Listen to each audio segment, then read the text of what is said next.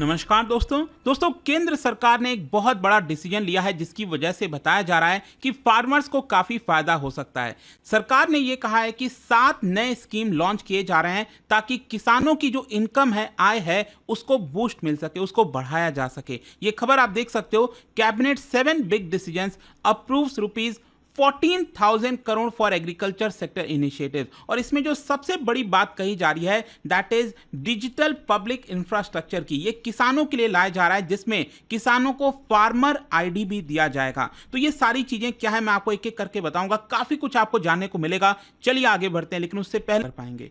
चलिए शुरुआत करते हैं और सबसे पहले ये देखते हैं कि एग्जैक्टली हो क्या रहा है। देखिए, यूनियन कैबिनेट ने अभी डिसीजन लिया कि 7 नए स्कीम जो कि 14,000 करोड़ रुपए का फंडिंग किया जाएगा, ये एग्रीकल्चर और उसके जो अलाइड सेक्टर्स हैं उनके लिए अप्रूव किया जा रहा है। और बताया ये गया है कि ये जो स्कीम्स हैं वो कई सारी चीजों पर फोकस करेंगे, जैसे कि research and education, climate resilience, natural resource management and digitization in the agriculture sector. और साथ ही साथ एग्रीकल्चर सेक्टर के अंदर जो लाइफ स्टॉक है, हॉर्टिकल्चर है, इनको भी काफी मदद मिलेगी। और यहां पर यह बोला जा रहा है कि इसका जो मेन मकसद है स्कीम लाने का, कि किसानों को प्रिपेयर किया जाए क्लाइमेट रेसिस्टेंट एग्रीकल्चर के लिए, क्योंकि आपको पता है क्लाइमेट चेंज एक बहुत बड़ा मुद्दा है। और यहां पर अगर अचानक से बहुत बारिश आ गई, बहुत ज्यादा गर्मी पड़ गई, जैसा कि अभी हमने हीट वेव के समय देखा, तो उससे जो किसान है वो रेडी हो सकें कि किस तरह से उनको जो अपना क्रॉप पैटर्न है वो चेंज करना है। अब देखिए, यहां पर जो 7 नए स्कीम लॉन्च किए गए हैं, ये सभी आप देख सकते हैं। जैसे कि सबसे पहला और जो सबसे इंपॉर्टेंट स्कीम है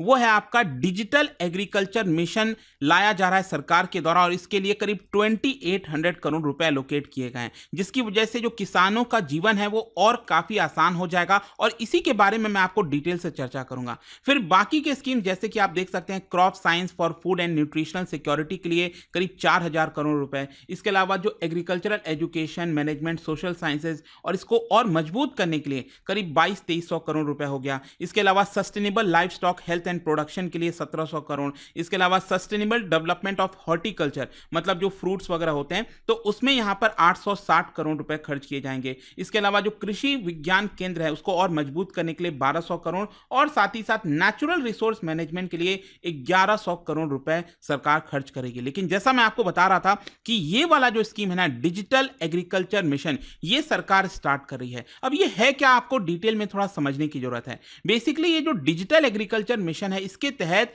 सरकार डीपीआई बनाना चाहती है फार्म सेक्टर के अंदर, मतलब डिजिटल पब्लिक इंफ्रास्ट्रक्चर। ये अब एग्रीकल्चर सेक्टर में भारत में आएगा। इसका मतलब क्या है मैं आपको समझाता हूं। जैसे आपको पता होगा, सरकार ने बाकी सेक्टर्स के लिए ई गवर्नेंस के तहत यहां पर डिजिटल पब्लिक इंफ्रास्ट्रक्चर क्रिएट किया, जिसकी वजह से बहुत सारी नई चीजें मिली हैं पिछले 10 साल में देश को। आपको पता ही होगा, जैसे यहां पर डिजिटल सोल्यूशन हो गया कई सारे, जैसे आधार हो गया, वो भी आपका इसी के तहत मिला। इसके अलावा डिजी लॉकर डॉक्यूमेंट यही मिला। और दुनिया का one of the most popular UPI, unified payment interface, ये भी आपा इसी के तहत आया है। यहां पर जो डिजिटल पब्लिक इंफ्रास्ट्रक्चर है ये बनाना बहुत जरूरी है। और ये सरकार कहीं ना कहीं फार्मर्स के लिए लाना चाहती है, मतलब कि यहां पर फार्मर्स को बेनिफिट हो सके, फार्मर्स कैसे घर बैठकर अपने स्कीम्स का फायदा उठा सकते हैं। तो मैं आपको बताता हूं, बेसिकली जो डिजिटल पब्लिक इंफ्रास्ट्रक्चर लाया जा रहा है एग्रीकल्चर मिशन में, डिजिटल एग्रीकल्चर मिशन में, इसके अंदर 3 मेजर कंपोनेंट होने वाले हैं। और मैं आपको एक एक करके डिटेल में बताऊंगा। एक है एग्री स्टैक, दूसरा है कृषि डिसीजन सपोर्ट सिस्टम, और तीसरा है सॉइल प्रोफाइल मैप्स। और एक एक कंपोनेंट अगर आप देखोगे तो ये बेसिकली फार्मर्स को एक्सेस देगा कई सारे सर्विसेज में। जैसे कि सरकार बहुत सारे स्कीम्स वगैरह लाती है, तो इन स्कीम्स के तहत ये जो सरकार लेकर आई है, इसके तहत उनको स्कीम्स लेने में काफी फायदा मिलेगा। और इसके अलावा भी मैं आपको बता दूं, सरकार यहां पर डिजिटल जनरल क्रॉप एस्टिमेशन सर्वे भी ला रही है। इसके बारे में भी मैं लास्ट में वीडियो में बात करूंगा।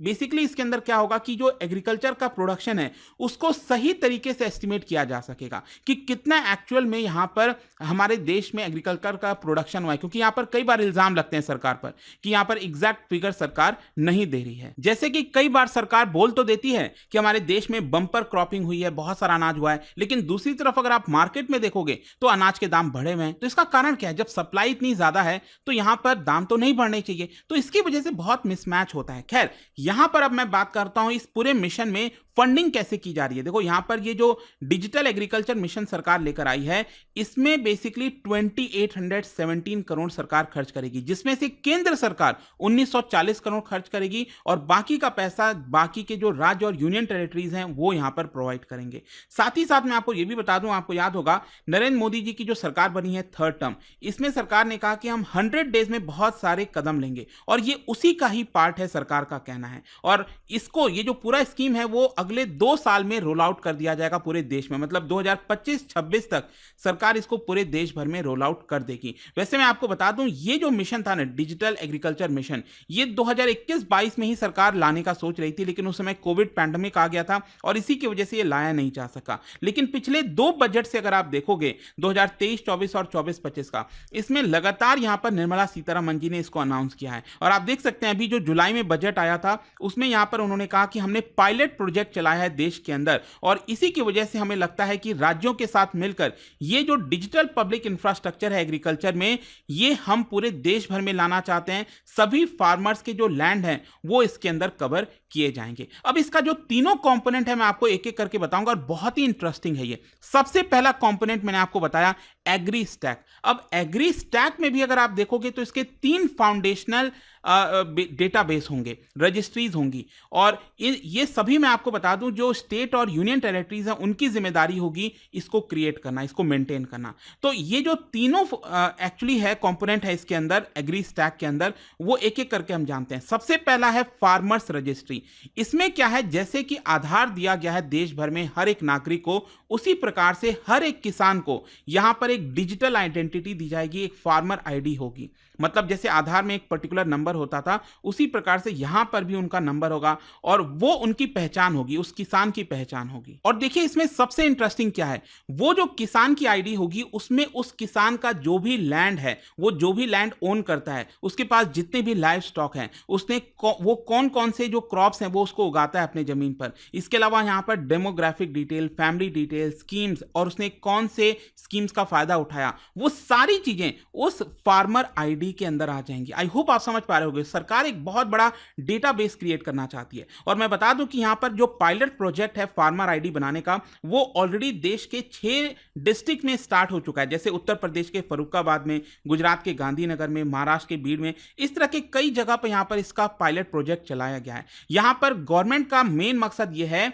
कि 11 करोड़ फार्मर्स का जो डिजिटल आइडेंटिटीज हैं देश में वो क्रिएट किया जाए। और इसमें से मैं आपको बता दूं 2024-25 में 6 करोड़ कंप्लीट कर दिए जाएंगे और बाकी के यहां पर 3 करोड़ 25-26 में और 2 करोड़ किसानों का जो डिजिटल आईडी है वो 2026-27 तक कंप्लीट कर दिया जाएगा। वैसे मैं आपको यह भी बता दूं कि पिछले महीने ही 5,000 करोड़ रुपए इंसेंटिव के तौर पर राज्यों को दिया गया है केंद्र सरकार की तरफ से कि इसके ऊपर काम किया जा सके। और इसका जो भी गाइडलाइन है कि फार्मर आईडी कैसे बनाई जाएगी, क्या होगा, इसका पूरा गाइडलाइंस यहां पर सरकार ने राज्यों को बता दिया है। ठीक है, अब हम आते हैं यहां पर इसका जो दूसरा कंपोनेंट है, मतलब ये एग्री स्टैक की ही अभी हम बात कर रहे हैं, उसी के अंदर इसका जो दूसरा वाला है वो है आपका क्रॉप सोन रजिस्ट्री। अब देखिए यहां पर क्या होगा कि बेसिकली यहां पर जो क्रॉप उगाया गया है किसान के द्वारा, तो उसका प्रॉपर रिकॉर्ड होगा। बेसिकली हर एक सीजन में जब भी क्रॉप सीजन आएगा वहां पर मोबाइल बेस्ड ग्राउंड सर्वे किए जाएंगे और उसके माध्यम से यहां पर एग्जैक्टली डेटाबेस में डाला जाएगा कि उस किसान ने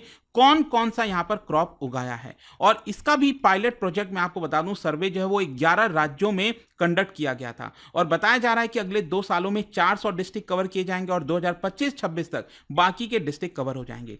और जो तीसरा कंपोनेंट है जियो रेफरेंस्ड विलेज मैप, ये क्या होगा कि जियोग्राफिक जो इंफॉर्मेशन है लैंड रिकॉर्ड का, उसको फिजिकल लोकेशन से लिंक कर दिया जाएगा, मतलब सब कुछ इंटरलिंक होगा। एग्री स्टैक के अंदर एक किसान का आईडी होगा और उसके अंदर जितनी भी चीजें आती हैं किसान से रिलेटेड वो सब कुछ इसके अंदर डाल दी जाएंगी। इसी का नाम स्टैक है, एग्री स्टैक। आई होप आप समझ गए होंगे। अब दूसरे पर हम आते हैं। एग्री स्टैक के अलावा मैंने आपको बताया यहां पर दूसरा है कृषि डीएसएस। कृषि डीएसएस का मतलब है कृषि डिसीजन सपोर्ट सिस्टम। अब देखिए इसके अंदर जो है जियो स्पेशल सिस्टम क्रिएट किया जाएगा जहां पर बहुत सारे जो डेटाबेस हैं, जैसे कोई लैंड का क्रॉप हो गया, सॉइल हो गया, वेदर हो गया, वाटर रिसोर्सेज हो गया, उन सभी को यहां यहाँ पर यूनिफाई किया जाएगा, एकत्रित किया जाएगा। अब देखिए इससे फायदा क्या, मैं आपको बताता हूँ। एक तो यहाँ पर सरकार को अंदाजा होगा, पता चलता रहेगा कि यहाँ पर हमारे देश में कहाँ पर किस किस तरह के क्रॉप उग रहे हैं। अब देखिए मान ली अचानक से कहीं बाढ़ आ जाती है, कोई आपदा आ जाती है, नेचुरल कैलेमिटीज आ गया, तो उसकी वजह से किसानों का क्रॉप लॉस होता है। अब किसान को बहुत मुश्किल होता है यहाँ पर इंश्योरेंस का पैसा लेना,